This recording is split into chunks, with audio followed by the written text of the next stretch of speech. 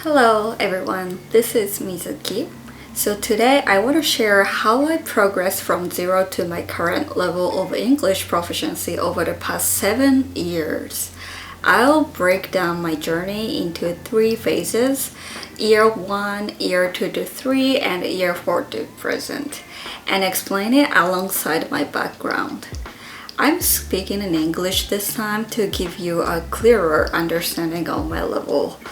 In my case, it wasn't about becoming fluent in English in just like 6 months or 3 months. Instead, I took a slow, thorough approach to building a solid foundation. Although it might seem like a roundabout way of studying, it's a method I recommend to those who want to truly integrate English into their thinking and speaking. Different methods work for different people depending on their goals and preferences, so I hope my approach can be useful as one option. Before I get started, let me quickly share a bit about myself and why I've invested so much into studying English. My name is Mizuki and I was born and raised in Ibaraki Prefecture in Japan. I grew up in a pretty rural area, so I didn't have much exposure to English. But even as a kid, I was always intrigued by English. I used to think it would be so cool if I could speak English. Back then, it was just a simple dream, like something you'd imagine as a child. After graduating from university and working at the Japanese company, I found myself wanting to break out of the routine and try something new. So I decided to take a solo trip to London. It was only my second time traveling abroad. In the end, that trip completely changed my life. While I was in London, I had to use English in ways I never had before. Even though my English was so bad, I was thrilled when people understood me. That experience sparked a real love for speaking English, and it was something I couldn't forget. So, I made a decision to seriously study English. I wanted to be able to communicate better, so I went to Canada on a working holiday to improve my English as much as possible. And that's how my English journey began.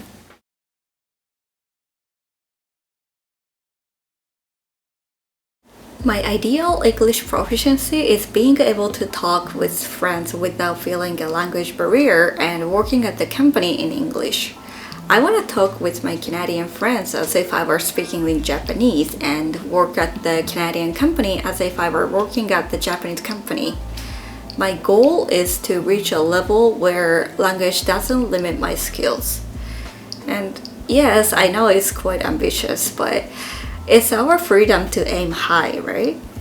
If you feel that my goals don't quite align with yours, it's totally okay to post the video here and look for study methods from other YouTubers. Everyone's ideal vision of English proficiency is different. On the other hand, if you feel the same way as I do, please keep watching.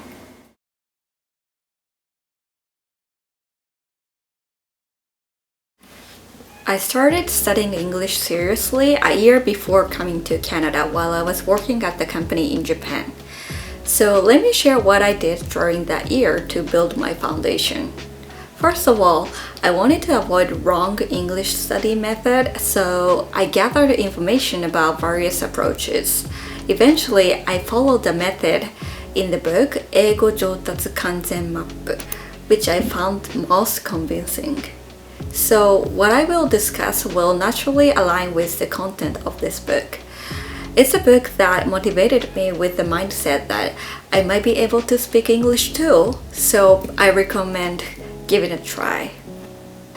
Okay, so during the first year of studying English, I focused on 4 main activities for building a foundation. Number 1, dictation and shadowing exercises using English text from 中学2年生から3年生 levels. Number 2, solving high school grammar practice quizzes followed by reading aloud with expression. Number 3, quick English composition exercises to train my brain to think in English. Number 4, shadowing American TV shows. I used Friends. Did you notice a common point among these steps? All of them involve reading aloud or shadowing using the mouth muscles. The goal of these 4 steps is not only to understand grammar but also to internalize it through speaking. Let's look at each step. Number 1. For middle school English texts, I use CDs of New Horizon 2 and 3 and NHK テレビ大人の基礎英語 which I bought on Amazon. Make sure to buy the CDs as well. Starting from a level just below your perceived English proficiency is a good idea. I thought I was fine with English up to 中学3年生レベル, but to solidify my foundation, I started with 中学2年生の textbook. First, listen to the audio and do dictation. Dictation means writing down what you hear. Don't look at the text, just write down what you hear. After finishing, check the answers and write down any missed words with a red pen or any color that stands out. Once you understand all the words, do shadowing repeatedly. Shadowing means repeating the audio you hear. I did this 50 times per page and tried to match pronunciation and rhythm with the audio. In my opinion, shadowing is a magical method. There are so many things you can learn from shadowing, like pronunciation, vocabulary, rhythm, and more. I love shadowing so much. All the steps that I'm gonna talk about later include shadowing. I just want to tell you how amazing shadowing is. And the second step, practice reading aloud by solving high school English workbooks. I used this book called 最高水準特進問題集 I found it helpful because it's relatively thin, so you can finish it quickly. This method is useful for understanding grammar. Just like we did in English class, start by solving the grammar quizzes normally. After checking your answers and fully understanding where you went wrong, read the sentences aloud. The key here is not just to read aloud, but to do it with feeling. Read it as if you are saying the sentences in a conversation with a friend, putting your heart into it. I used to read each page aloud about 3 times. Number 3, instant English composition training was crucial. Without it, my English wouldn't have improved as much as it has. I used these 2 materials. The book also outlines the training process, which I followed closely. In simple terms, this training involves instantly translating simple Japanese sentences into English.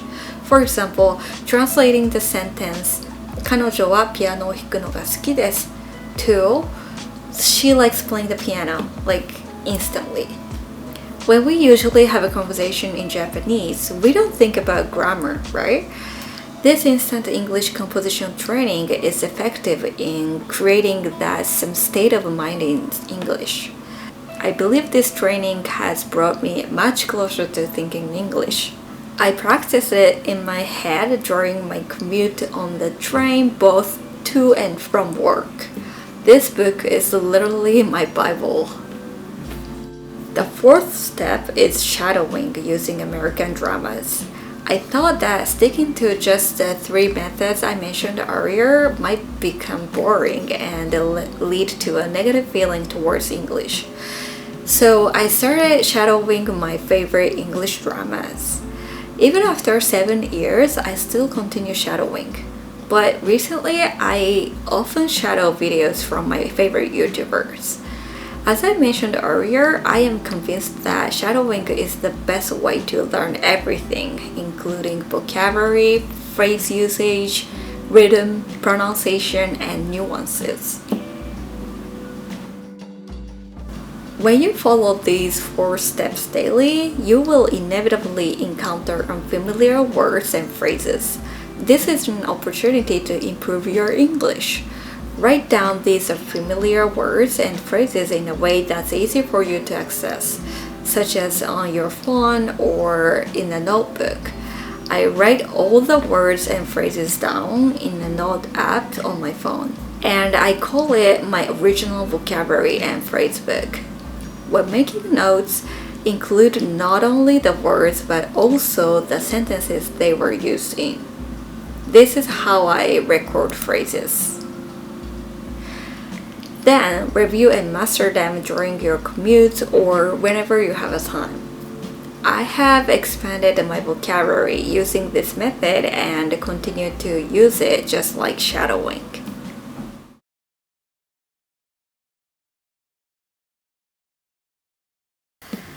I have finally arrived in Canada for working holiday. Since I have prepared by following the 4 steps I mentioned earlier, my foundation was already solid. As proof, right after arriving in Canada and starting language school, I was placed in the 3rd class from the top out of 7 classes in the initial placement test. Also, although it was slow, I was able to handle simple daily conversations. However, the reality is not that easy. While talking in class and with my host family, I found myself completely unable to keep up with the native speed. Even though I had a solid foundation, I realized that my practical skills were seriously lacking. So I focused on these 5 steps to improve. Number 1, shadowing YouTube videos or English dramas every day. Number 2, speaking with a teacher on DMM 英会話. Number 3, writing an English diary every day or recording a voice memo and getting it corrected. Number 4, thinking all self-talk in English. Number 5, actively using newly learned phrases and words in conversations and not being afraid of making mistakes. At this point, I no longer did the steps 1 to 3 from year 1. Number 1, daily shadowing of YouTube and English dramas was as previously discussed, so I won't repeat it. Number 2, regarding the point about talking with teachers on DMM 英会話, I started doing this in my first year, but the amount increased dramatically in the second year. This was because it was the best way to improve practical skills after solidifying the foundation. Although it might seem odd to use DMM while in Canada, I needed an environment where someone could point out my mistakes one-on-one. It was ideal for this. The materials I often used on DMM were news articles, which I would read and then discuss with the teacher. At first, I did mostly free talking, but I started to feel limited by the phrases I was using and thought, I wouldn't improve if I continued this way. So, I frequently used news articles to encounter new words and phrases. Regarding step 3, which is recording daily English diaries or voice memos, this was also ideal for output practice. To check if my English was correct, I used an app called Langate that was popular at the time. It's an app where native speakers would collect your diary entities if you posted them. I would note any incorrect phrases in my original vocabulary and phrases book and repeatedly review them. Nowadays, with ChatGPT available, you can get instant corrections. So, if I were writing an English diary now, I would consider asking ChatGPT for corrections. Step 4, which is thinking in English while talking to yourself. This is exactly as the title suggests. I convert everything I think about in my head into English. If there are phrases I can't express, again, I note them down in my original vocabulary and phrase book. Number 5, actively using new phrases and words in conversations was crucial for mindset growth. I made it a point to use new vocabulary in daily conversations. Even if I didn't always get it right, I would either rephrase or let it go. Attempting to use new phrases helped solidify them in my memory. And the value of practicing outweighs the fear of making mistakes.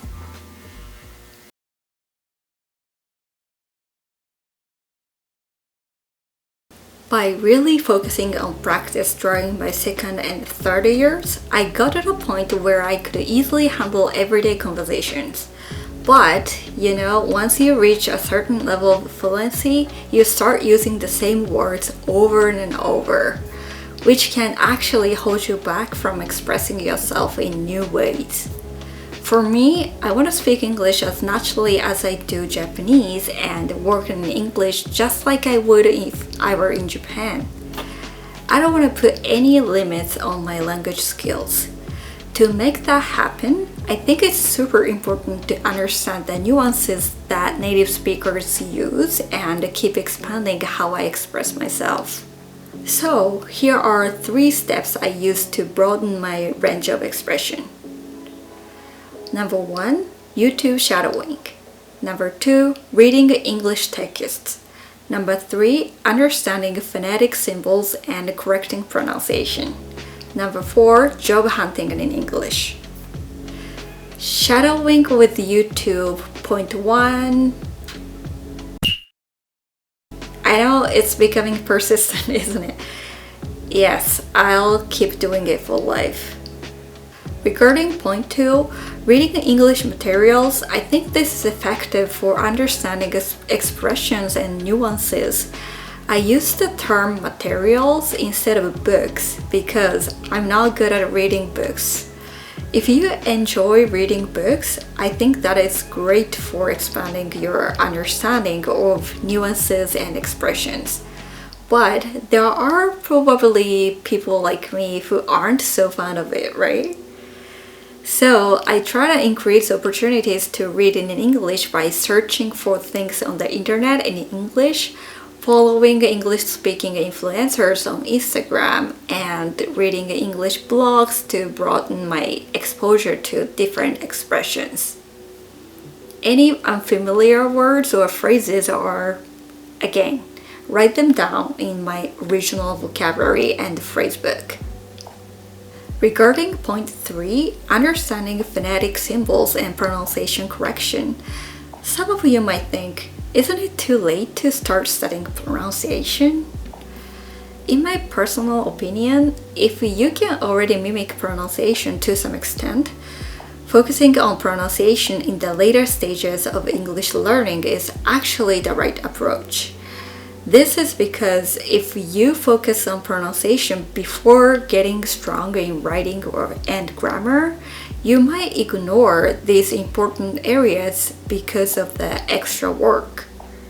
For pronunciation correction, I learned phonetic symbols and practical speaking by following Takuya's Instagram account. I explain it in detail in this video, so check it out if you are interested. Correcting my pronunciation made it easier to mimic the rhythm and tone while shadowing, and it also improved my listening skills. Enhanced listening skills lower the barrier to conversation with native speakers.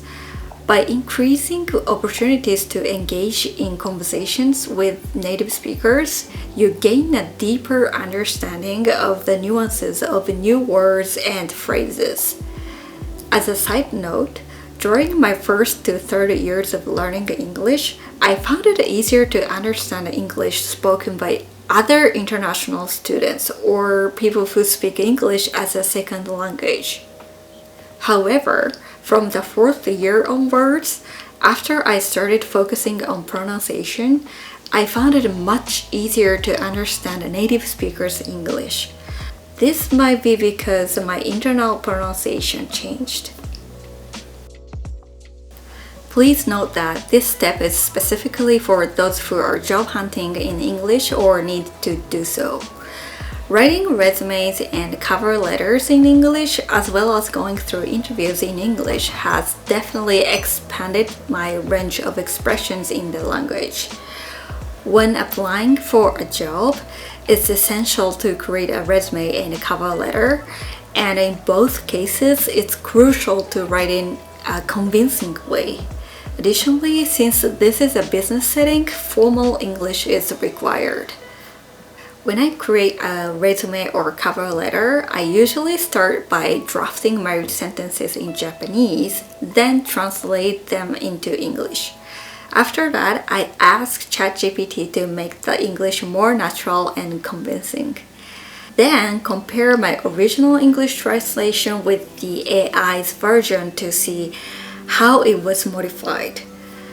I make a note of any new phrases or expressions I didn't know in my personal English phrasebook.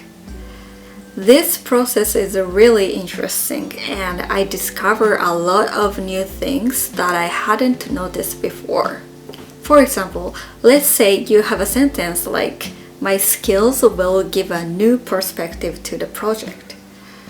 This can be rephrased as, "My skills bring fresh perspectives to projects. My expertise introduce unique insights to enhance project outcomes." From this, you can see that my skills can be rephrased as my expertise, and the give can be rephrased as bring, leading to these kind of discoveries. I believe that accumulating these new English expressions through the job application process is beneficial for learning English, especially after you've reached a certain level of proficiency.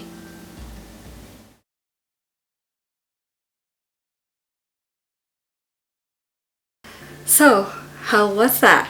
I've shared my English learning methods alongside my background. I hope my approach can be of some help. I'm still on this English learning path, and there are times when I feel stuck, discouraged by comparing my English to others, or feeling awkward due to misunderstandings in conversations. But it's okay to feel that way. It's part of the journey towards achieving your goals. Just remember, all you have to do is follow your own pace, and don't forget to give yourself a compliment for what you've accomplished so far. Everyone has their own English journey, and I'm sharing mine with the hope that it can help someone along the way. If you found this video helpful, please like and subscribe. Thank you for watching until the end. See you in the next video. Bye bye!